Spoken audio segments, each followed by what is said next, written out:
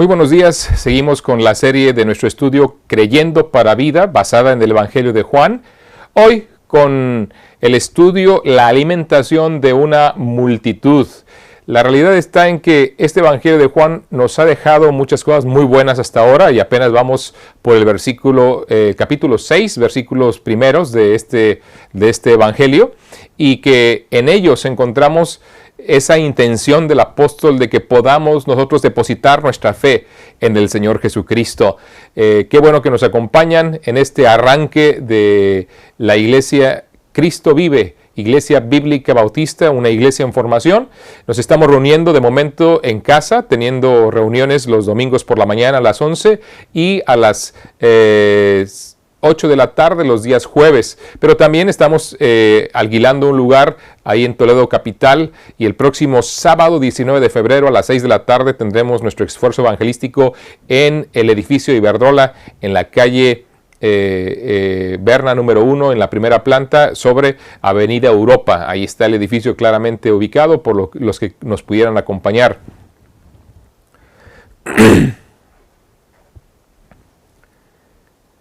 Qué bien que nos acompañan para seguir con esta serie Creyendo para Vida.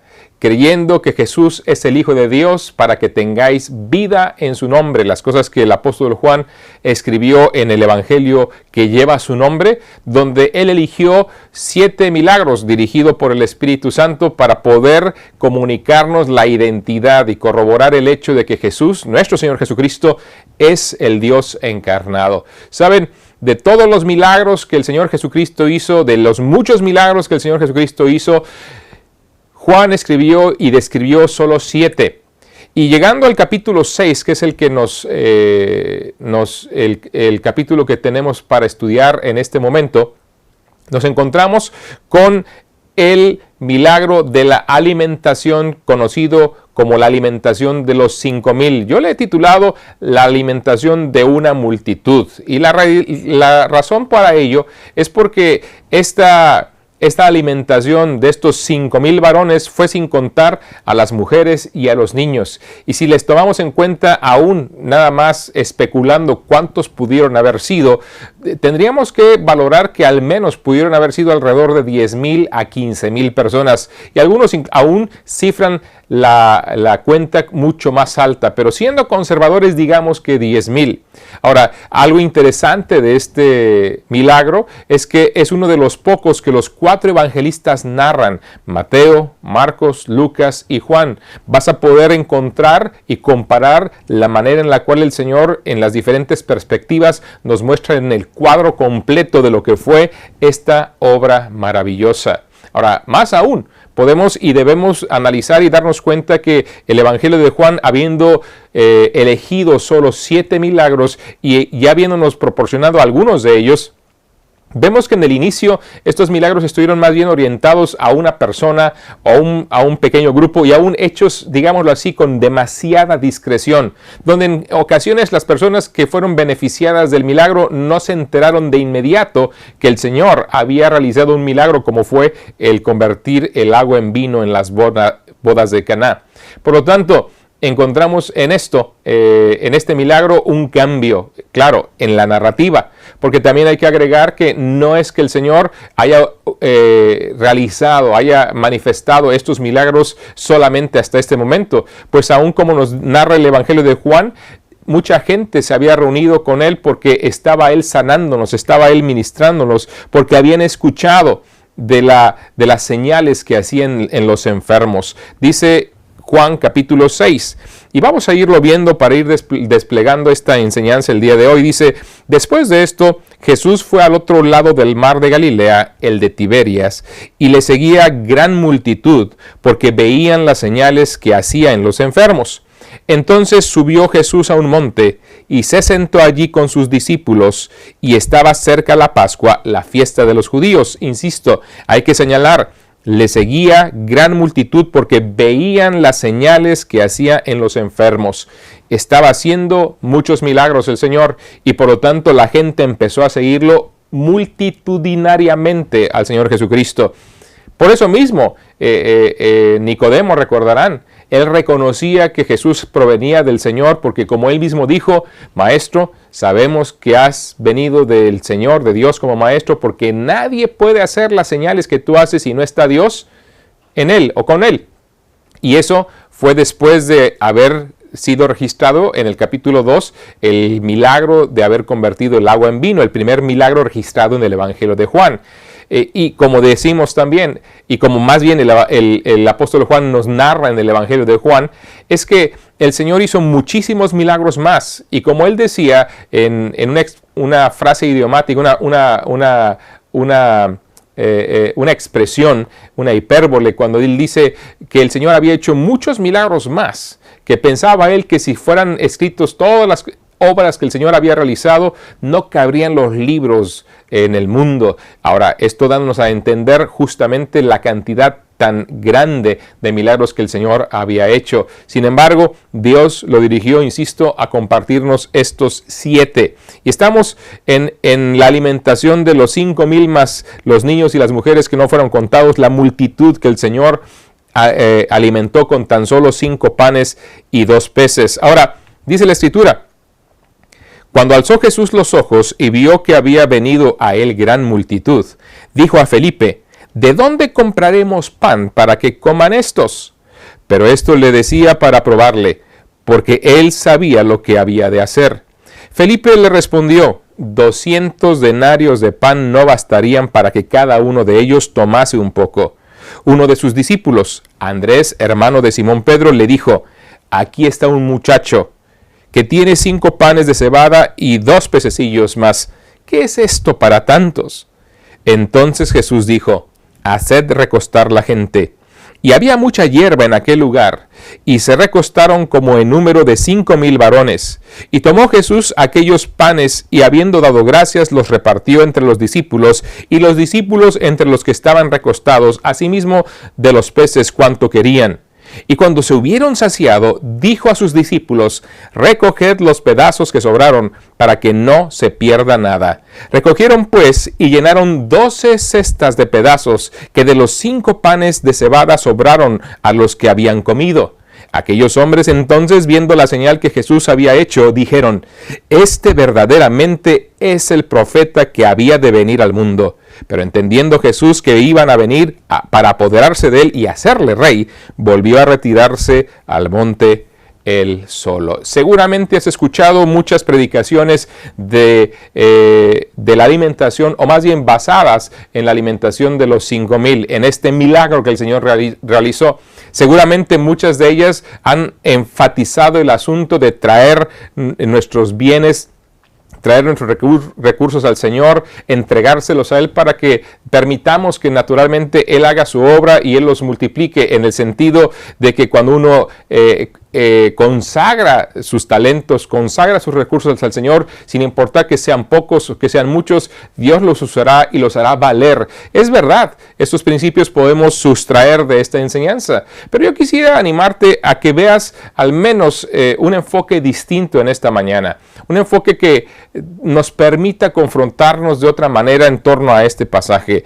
Realmente lo que estamos viendo aquí es una dificultad que los apóstoles estaban viendo que se les venía encima. Y en un sentido, aunque fue la alimentación de una multitud la que hizo el Señor, y ese es el énfasis de este pasaje, también podemos ver que los discípulos se veían confrontados con un gran reto en esa mañana, o en esa tarde más bien, cuando veían a una multitud hambrienta de personas con escasos recursos, ellos mismos y la gente en su entorno, con una necesidad muy grande, y vemos la respuesta que tuvieron ante ello. Y podemos, al ir analizando las soluciones que se estaban aportando, o las propuestas para solucionar el asunto que se estaban intentando aportar en aquella tarde, podemos entender cómo respondemos nosotros mismos a los retos y a las dificultades que enfrentamos cotidianamente, o cómo deberíamos hacerlo de manera correcta.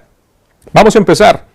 Vemos en primera instancia que este problema que estaba llegándoles, o que estaban palpando ahora los apóstoles, lo analizaron, lo vieron, pero la primera respuesta que ellos tuvieron, según registra el Evangelio de Mateo, fue despedir a la multitud. Vamos a ver el Evangelio de Marcos primero y luego el de Mateo para darnos cuenta en el enfoque global de los 4 evangelistas lo que fue la respuesta de estos discípulos del Señor. Marcos capítulo 6 encontramos narrado el mismo milagro con algunos detalles adicionales. Dice, mientras él aún hablaba, vinieron de casa del principal, perdón, estoy en el 5, cuando ya eran muy avanzada la hora, sus discípulos se acercaron a él diciendo, el lugar es desierto y la hora ya muy avanzada. Despídelos para que vayan a los campos y aldeas de alrededor y compren pan, pues no tienen qué comer. ¿Te puedes imaginar el cuadro?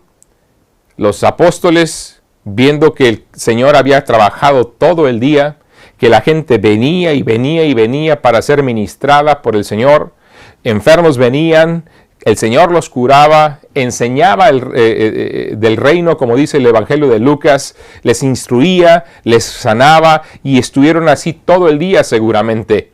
Ya era tarde, ya era una hora que la verdad requería que se empezaran a recoger un poco y bueno, en este caso hasta comer. Y los apóstoles, viendo esa necesidad, y uno diría que bien, están viendo un problema que viene y están intentando solucionarlo, pero ¿se dan cuenta cómo están abordando la situación? Primero que nada, están intentando más bien mandar a la gente, pedir a la gente, despedir a la gente que se fuera. Le estaban pidiendo, porque ellos mismos no se sentían con la autoridad de hacerlo, que el mismo maestro fuera el que dijera a la multitud que se fuera. Ahora, diciéndolo de otra manera, lo que estaban intentando hacer en un sentido era librarse ellos del problema. Sí, un problema que como seguidores del Señor Jesucristo, como líderes en su entorno, como parte de sus discípulos que estaban cerca a Él, es obvio que la gente les vería como parte tal vez de la responsables de darles alguna dirección, alguna provisión o alguna instrucción de qué hacer. Pero en lugar de enfrentar las cosas, lo que quisieron hacer fue, como muchas veces hacemos todos nosotros, evadir, librarnos del problema. Es triste, pero comúnmente cuando uno ve situaciones graves, hay diferentes formas en las cuales el ser humano intenta huir de enfrentar la situación, de enfrentar el problema que tiene. Hay personas que se sumergen en la depresión.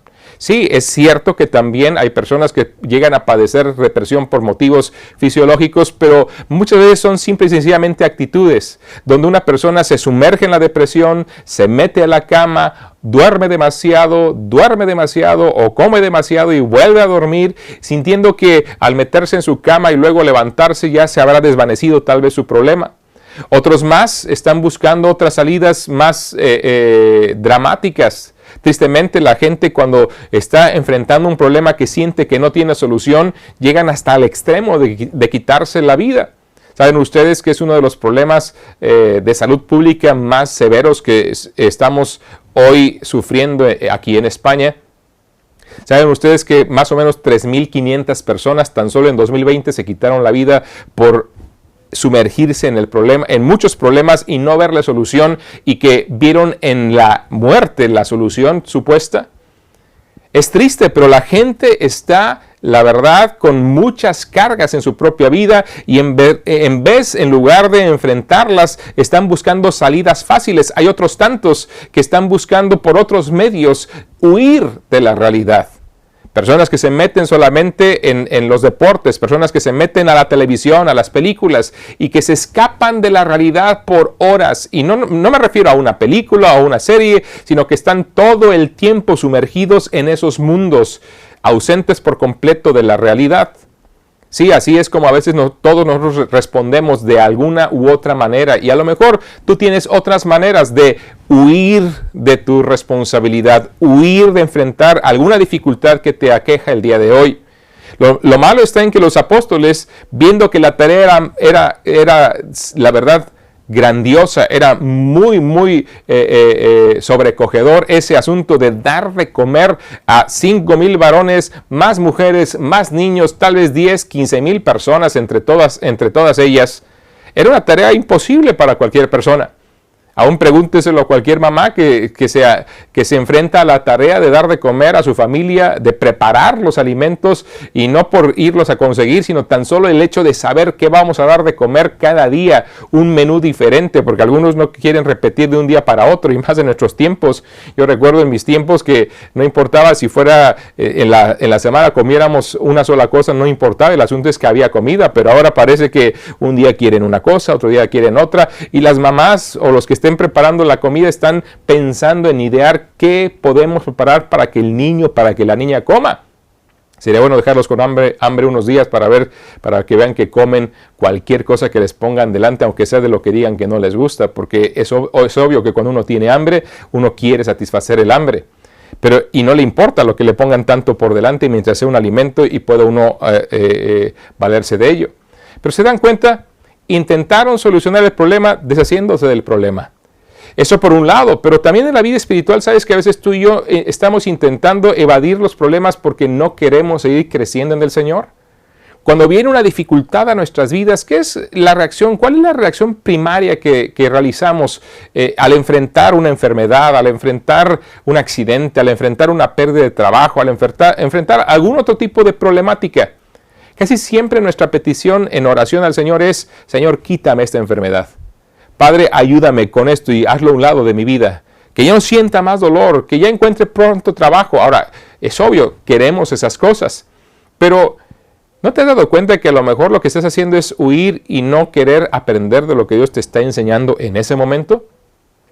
¿No podría ser mejor el hecho de humillarse delante de Dios y rogar que su voluntad sea hecha y que Él obre en tu vida, en lugar de estar buscando de huir de esa herramienta, de esa circunstancia que en ese momento está generando está logrando algo en tu propia vida? Sí, las situaciones que ocurren en nuestro entorno son para también fortalecer nuestro carácter. Y sí, es a través de eso que entendemos y aprendemos a depender de Dios y ver que Él está presente en cualquier circunstancia. Pero a veces cuando vienen las dificultades reaccionamos como los discípulos: Señor, despídelos ya. Líbranos de esta situación. Y eso naturalmente nos hace desaprovechar una tremenda oportunidad para crecer. Así que entendemos esto. Esta fue la primera reacción. Esta fue la primera respuesta. Una respuesta con la cual muchos de nosotros tal vez nos podemos identificar. Donde queremos huir de la situación y no aprovecharla. Donde queremos que alguien más la enfrente. Señor, diles tú que se vayan. Donde queremos que simple y sencillamente no nos toque a nosotros. Y es una manera de solucionar algo errónea, porque realmente no estás solucionando lo que el Señor está poniéndote delante y no estás aprovechando lo que Dios está permitiendo que llegue para tu propia vida. En segunda instancia, Felipe empezó a contar. Sí, el apóstol Felipe empezó a darse cuenta de que habría una posibilidad, pero se requeriría mucho dinero para hacerla. Dice él en la respuesta que él da, y es interesante irlo comparando en los diferentes evangelios en torno a cómo se van dando las cosas, pero sabemos que fue Felipe el que principalmente hizo este comentario, aunque tanto Mateo, Marcos y Lucas lo atribuye a todos los apóstoles, hablando de lo que fue la respuesta que ellos dieron, pero fue una persona el que llevó la voz cantante. Y es que eso ocurre normalmente en nuestros entornos, cuando alguien habla y se pronuncia en un grupo y los demás asienten, bueno, todos decían, y seguramente eso estaba pasando. Felipe dice, cuando el Señor Jesucristo alzó los ojos y vio que había venido a él gran multitud, y dijo a Felipe: ¿de dónde compraremos pan para que coman estos? Felipe le respondió: 200 denarios de pan no bastarían para que cada uno de ellos tomase un poco. Uno de sus discípulos, Andrés, hermano de Simón Pedro, le dijo: he aquí un muchacho que tiene 5 panes de cebada y 2 pececillos, mas ¿qué es esto para tantos? Pero volvamos a Felipe. 200 denarios de pan no bastarían para que cada uno de ellos tomase un poco. O sea, el salario de más de medio año de un jornalero no sería suficiente para que toda esta multitud probara un bocadillo, un pequeño mordisco, ni siquiera un bocadillo, sino tomara un poco. O sea, no sería suficiente para saciar el hambre. ¿Dónde estaba puesta la solución de Felipe? ¿Dónde estaban puestas las esperanzas? la capacidad económica, en este caso insuficiente, que no la había para realizar la tarea. Y sabes, vivimos en un mundo que piensa que todo se resuelve con dinero. Y que tristemente al pensar así es donde se ha abierto una puerta grande también para la corrupción, porque se piensa que todo se resuelve con dinero. Se pueden llegar a acuerdos con dinero, se puede llegar a comprar X cosas, voluntades, doctores, policías y otras con dinero. El triste, célebre señor dinero. La realidad está en que en este mundo materialista, una de las herramientas que principalmente el ser humano está buscando para alcanzar su felicidad y su plenitud es tener recursos económicos suficientes o más que suficientes. Y se piensa que cuando uno tiene estos recursos, puede por completo estar satisfaciendo totalmente todas sus necesidades y enfrentando todos sus problemas. Pero hay muchísimas cosas que el dinero no puede comprar. Se ha dicho que el dinero puede comprar una cama, pero no el sueño. Puede pagar un hospital, pero no puede comprar la salud. Puede comprar vestido, pero no dar calidez. La realidad es que no.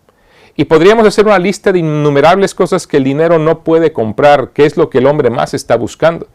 Pero el problema está en que en el sistema en el cual el ser humano está, en la sociedad en la cual estamos, se ha hecho un desmedido énfasis en la capacidad económica del ser humano. Se reconoce a la persona que tiene recursos y se menosprecia al que no tiene. Y muchas personas que han tenido y que tienen mucho te podrán decir que pueden disfrutar de ciertas cosas, pero en gran medida no han encontrado la plenitud que tal vez tú piensas que ellos tienen. Es más, en muchos de los casos hay mucha más frustración, hay mucho más problema por la abundancia que a veces sin la capacidad o la actitud correcta para administrarse llega a ser sobrecogedor ese asunto sobre aquellas personas. Al rico no lo deja dormir la abundancia, dice la Escritura, por ejemplo. Y hay un sinfín de problemas que vienen por el amor al dinero. Es más, la Escritura dice que es el amor al dinero del cual surgen todos los males, porque raíz de todos los males es el amor al dinero, el cual, codiciando algunos, se extraviaron de la fe y fueron traspasados de muchos dolores. Pero démonos cuenta que a veces pensamos que es la tarjeta de crédito, es la tarjeta de débito, es el cheque, es la cuenta inflada en el banco la que solventará nuestras dificultades. Y es un error. Felipe pensó, 200 denarios de pan no bastarían para que comiesen un poco, decía él. No bastarían. La solución, dijo, está en el dinero, pero no lo está del todo porque no tenemos suficiente para todos. Y tal vez tú y yo nos sintamos de la misma forma cuando vemos las situaciones que están en nuestro entorno. Cuando vemos también el reto tan grande que Dios nos llamó a realizar para comunicar el Evangelio a toda criatura. Cuando vemos que hay una multitud, hay miles de millones de personas literalmente en el mundo que aún no conocen el pan de vida, el Evangelio de Cristo. No han conocido para nada al Señor. Hambrientos están y el Señor sigue instándonos, dales de comer. Y lamentablemente seguimos diciendo, Señor, 200 denarios de pan, todo el dinero del mundo no bastaría para darles a todos ellos. Pero la necesidad sigue. La necesidad sigue. Cristo instaba a los apóstoles que ellos le dieran de comer. El Señor Jesucristo quería que fueran sus discípulos los que dieran de comer a la multitud. ¿Sabes qué está pasando aplicándolo en un sentido espiritual aquí a la realidad que estamos viviendo? La gente en nuestro mundo sigue hambrienta. ¿Y qué hace un niño cuando está hambriento y le dices, mira hijo, toma aquí dinero y vete a comprar lo que tú quieras para que te comas? Seguramente va a ir a comprar unos frijolitos, un filete o un pollito, ¿verdad? Y algo de ensalada, algo de pan o tortillas, ¿verdad? Dependiendo de la zona donde estés, y va a venir y va a sentarse a comer bien. No, a un niño que le das dinero va a ir a comprar patatas fritas, va a ir a comprar chuches, dulces, helados, yo no sé, tal vez una pizza y el que le fuera mejor, a lo mejor una hamburguesa, y se van a alimentar bien. Y eso es lo que pasa con el mundo en general. Y dense cuenta que el Señor está justamente instruyendo a los apóstoles a dar de comer a la multitud. Porque una multitud hambrienta va a buscar comida donde sea. Pero cuando uno está hambriento, la realidad, no hay mal pan para el que tiene hambre, dicen por ahí. Y come cualquier cosa, aunque no sea del todo bueno. Y una de esas instrucciones que el Señor le está dando a los discípulos en este momento y que les quiere insistir, y les quiero insistir que lo podamos ver, es que nos ha encomendado a nosotros la tarea de dar de comer el pan espiritual, dar y comunicar el mensaje de salvación, y que solo el que ha participado del pan de vida puede compartir el pan de vida a otros. Es una tarea de que puedan irlo a encontrar por ahí. Van a encontrar en su distorsión muchas cosas, en su hambre van a querer saciarse de cualquier cosa, y la gente sigue buscando en el horóscopo, sigue buscando en todo ese esoterismo, en las nuevas sectas que están surgiendo, buscando otra vez a través de la reencarnación, una vez más, buscando por el budismo, buscando por las miles de fuentes espirituales que este mundo dice que existen para saciar su vacío espiritual.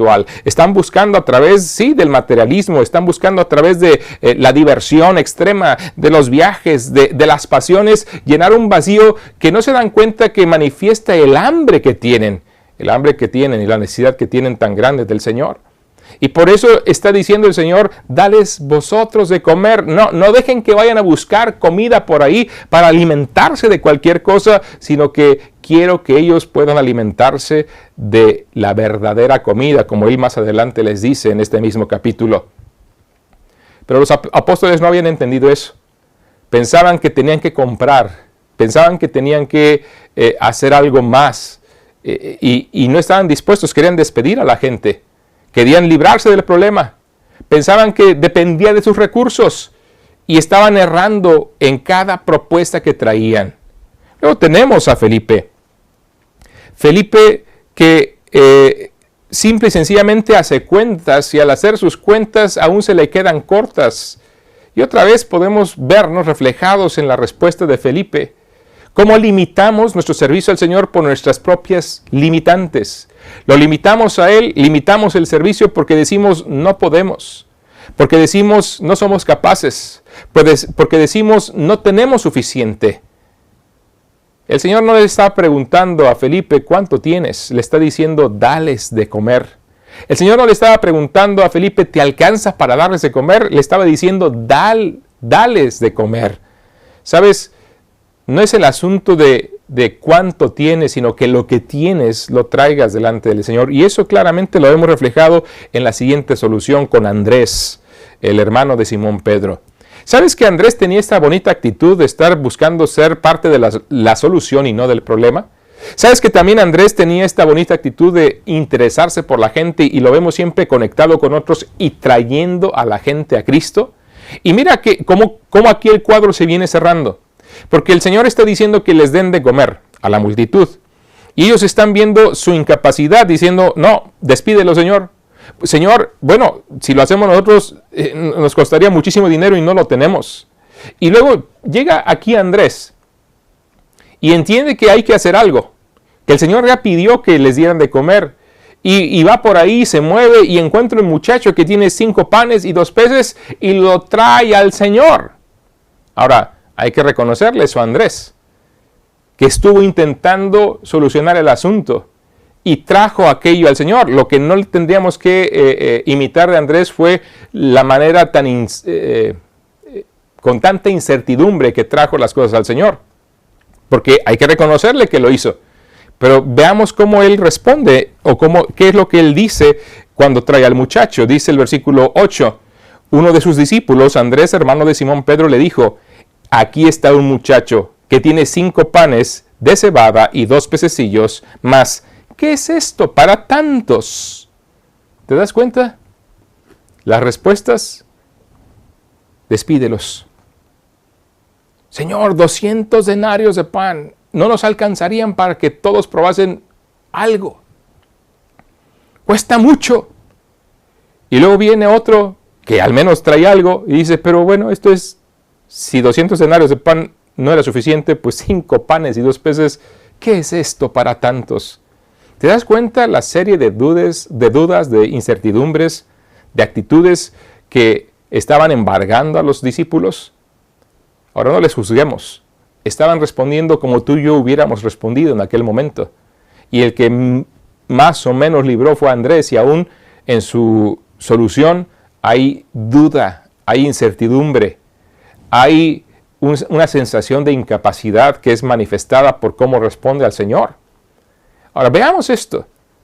En las 3 propuestas de solución de cada uno de ellos, lo que nos está manifestando es la sensación de incapacidad que todos tenían, que tú y yo tenemos.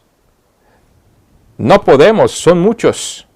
No tenemos suficiente dinero. 200 denarios de pan no alcanzaría. Y lo que tenemos es tan poquito. Fíjense, son demasiados. No tenemos suficiente dinero. Y lo que tenemos, los 5 panes y 2 peces, ¿qué es esto? Todo apuntando a ese automenosprecio, a ese vernos incapacitados, incapaces, sin poder, sin posibilidad. Tal vez todas esas cosas son las que nos traen justamente un estado de frustración, de depresión, decir, es que no puedo. Es que soy el más inadecuado, es que soy el más incapaz, es que yo no puedo. Y tal vez el Señor nos vería y nos diría, pues tienes razón, tú no puedes. Pero por eso estoy yo aquí. Y por eso la acción de Andrés fue la correcta, de traer al muchacho al Señor. Y trayendo delante de él lo que pudo haber encontrado. Cuando Felipe dijo 200 denarios de pan, habló de cuentas de manera abstracta. No tenía 200 denarios para ponerlos delante del Señor. No los trajo al Señor. Simplemente dijo, ni quiero intentarlo porque es tan caro, es tan costoso, que no voy a siquiera intentarlo. Pero Andrés, al menos, fue y se movió y trajo lo que encontró. Diríamoslo nosotros, pero ¿qué es esto para tantos? Igual como él lo reconoció. Pero el punto es que trajo lo que pudo encontrar. Lo que a veces tú y yo no estamos dispuestos a hacer y que simplemente lo dejamos en un intento porque es que esto es imposible. Tal vez uno puede ver que la obra en Europa es muy complicada y que esto es imposible, y escuché de personas que dijeron, sí, esto es imposible, y sí, esto es imposible, para mí lo es, pero para el Señor no. Y esa es la gran diferencia. Cuando finalmente los panes y los peces estuvieron en las manos del Señor, el Señor dio gracias. Y ahí había una multitud de gente hambrienta, pero también de gente pobre, que al mismo tiempo que estaban viendo lo que estaba pasando, estaban escuchando las palabras de Cristo, agradecer al Padre, que es quien finalmente nos provee a todos de todo lo que necesitamos a diario. Y una vez que se habían dividido entre la hierba y los había recostado, el Señor agradece y empezó a repartir. Él agradece al Señor, toma de esos panes y peces y empieza a pasarlos. ¿A quiénes? A los discípulos primero. Y de los discípulos a la multitud se fueron pasando. De uno en uno, de dos en dos, hasta que una multitud, más de 5,000 personas, muchas más, tal vez 10 o 20,000, comieron. Y no comieron un bocado, no comieron un pequeño tentempié. No. Dice la Escritura que comieron hasta estar saciados. Versículo 12, y cuando se hubieren saciado, y no solamente comieron hasta que fueron saciados, les sobró. Dijo el Señor, recoged los pedazos que sobraron, para que no se pierda nada. Recogieron pues y llenaron 12 cestas de pedazos que de los panes de cebada sobraron a los que habían comido. Qué interesante. Les decía a mi esposa y a mi hija en la mañana que aquí vemos cómo, bueno, una vez más, fue el pan lo que sobró, no fue el pescado. Que normalmente se dan cuenta que luego a algunas personas no les gusta la orillita del pan o lo más doradito y lo cortan y lo dejan a un lado, o el migajón y lo dejan a un lado y se comen todo lo demás y ahí está. Pero dice la Escritura aquí que fueron saciados de una manera abundante al punto que sobraron pedazos. Y de esos pedazos se recogieron 12 cestas llenas. Es tremendo. Ahora, algo para tomar en cuenta también es que Andrés trajo, desde luego, delante del Señor, puso delante del Señor la solución. Los pocos recursos que había los puso en las manos del Señor y el Señor hizo lo que tenía que hacer.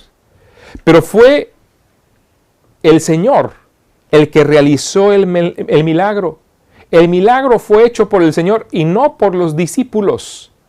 Los discípulos participaron en el sentido de que una vez que hizo el milagro el Señor, repartió a la multitud. Los discípulos tomaron de las manos del Señor para repartir a la multitud.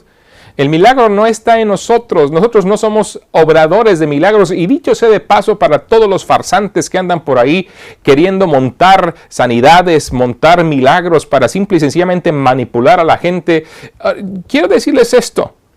¿Sabes por qué el Señor Jesucristo no sanó a todo mundo?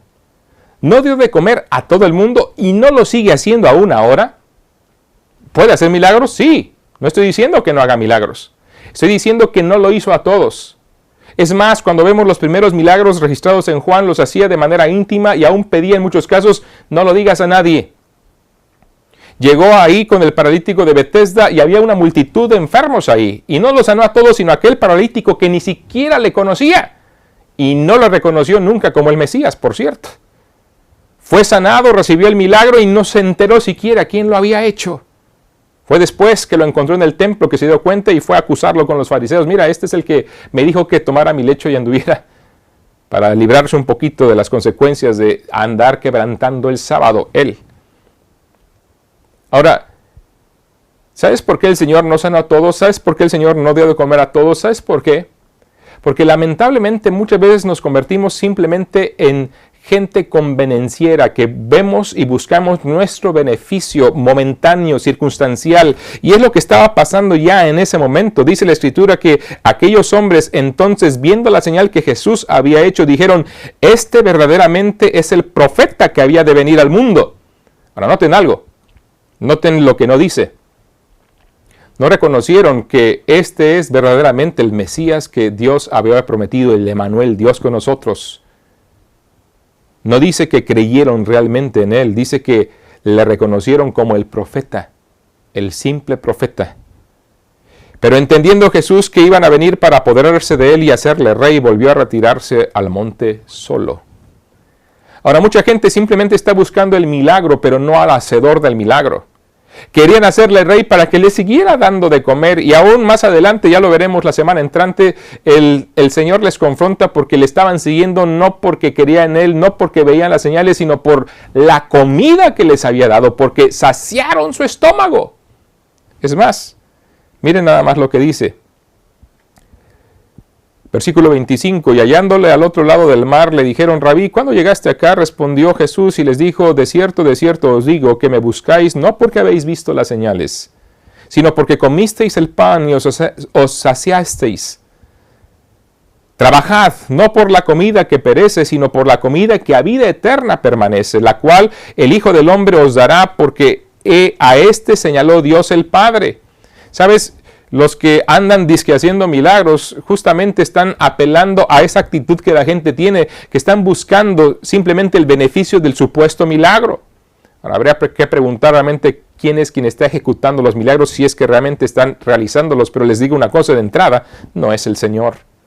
Porque, como te das cuenta, Él está diciendo directamente, hagan su lucha no por recibir el beneficio, sino por tener el alimento espiritual para vida eterna. Entonces le dijeron, ¿qué debemos hacer para poner en práctica las obras de Dios? Suenan muy piadosos, ¿verdad? Pero noten, versículo 29, respondió Jesús y les dijo, esta es la obra de Dios, que creáis en el que Él ha enviado. Le dijeron entonces, ¿qué señal pues haces tú para que veamos y te creamos qué obra haces? ¡Qué tristes palabras! Habían visto el día anterior que el Señor Jesús había de la nada hecho comida para ellos. 5 panes y 2 peces los multiplica en miles. Y aún querían más señales. ¿Sabes? No querían más señales, querían más comida. No habían creído en Él. Y no creerían en Él al seguir leyendo esta porción te darás cuenta que muchos dejaron de seguirle desde entonces. No se daban cuenta que el Señor era el pan del cielo. Él se estaba presentando ahí como aquel que venía a saciar su más grande necesidad. Pero tristemente aún en nuestros días nos pasa. La gente vocifera en contra de Dios. La gente le reclama a Dios: ¿por qué permites? ¿Por qué esto? ¿Por qué aquello? ¿Por qué no tengo? ¿Por qué sufro? ¿Por qué esto? Y no nos damos cuenta de que las cosas que padecemos son consecuencia propia de nuestra naturaleza caída. No son un asunto de lo que Dios me está obligando a sufrir, sino son situaciones propias de la caída, de las consecuencias del pecado que mora en nosotros. Y el Señor amorosamente envió a su Hijo para satisfacer la más grande necesidad.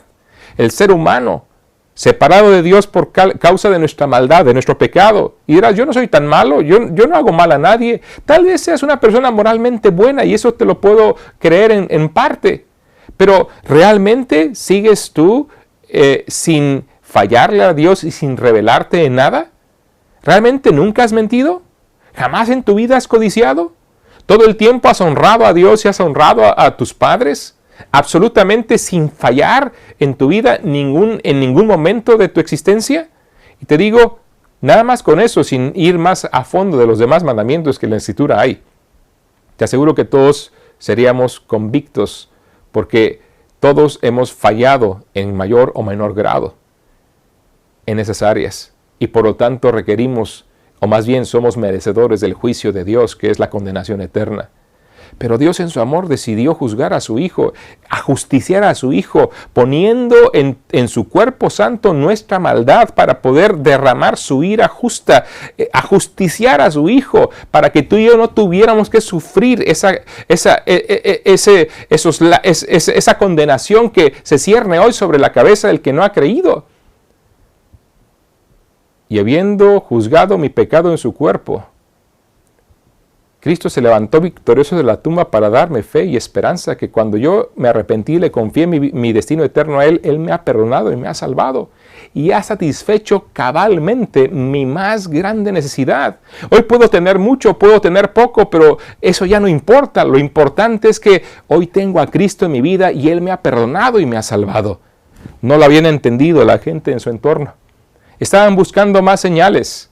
Y sabes, el Señor no siguió y nos dio más señales a todo el mundo y no sigue dando todas las señales que la gente ostenta decir que está dando, porque el Señor mismo sabe que somos muy dados a seguir las señales, a buscar el beneficio y a olvidarnos de Él. Él espera que nosotros entendamos que Él es el pan de vida, que Él es el que da vida al que está muerto en sus delitos y pecados, que Él es el que da perdón y salvación a quien humildemente por medio de la fe se arrepiente y le pide perdón y salvación a quien murió en la cruz por nosotros. La alimentación de una multitud nos enseña que nos demos cuenta que sí somos incapaces, que sí hay una multitud tremenda a la cual alimentar, pero que es nuestra responsabilidad alimentarla, porque si no, estarán buscando alimentarse y se alimentarán de cualquier cosa, confundiéndose cada vez más y extraviándose cada vez más. Y que si bien es cierto, no tenemos todos los recursos, no somos los más capaces, Él espera que lo que tenemos lo traigamos a Él, pero a Él, para que Él haga su obra en nosotros y luego a través de nosotros. Oremos para que el Señor nos ayude, y amigo que nos ves, te animo a que dejes que Dios obre en tu vida para que tú puedas, con un arrepentimiento genuino, llegar a Cristo y pedirle perdón y salvación, reconociendo que Él murió lo que tú y yo teníamos que haber sufrido. Él sufrió y padeció cosas indecibles, porque Él sufrió tomando tu pecado y el mío para pagar nuestra deuda delante del Padre. Y eso es lo que Dios quiere que entendamos. Esa es la más grande obra maravillosa que Él vino a realizar. Estamos esperando que nos dé de comer, estamos esperando que nos sanen enfermos, estamos esperando que nos dé trabajo, cuando lo que Él quiere darnos es vida eterna en Cristo Jesús. Y Él lo hará si arrepentidos acudimos a Él. Él lo hizo conmigo y seguro lo hará contigo si tan solo le pides perdón y salvación. Te animo, en el nombre de Cristo, a que le busques a Él. Y no por el milagro que pueda hacer en tu vida, que puede, sino por el perdón que te ofrece y quiere otorgarte. Que el Señor les bendiga. Oremos los unos por los otros.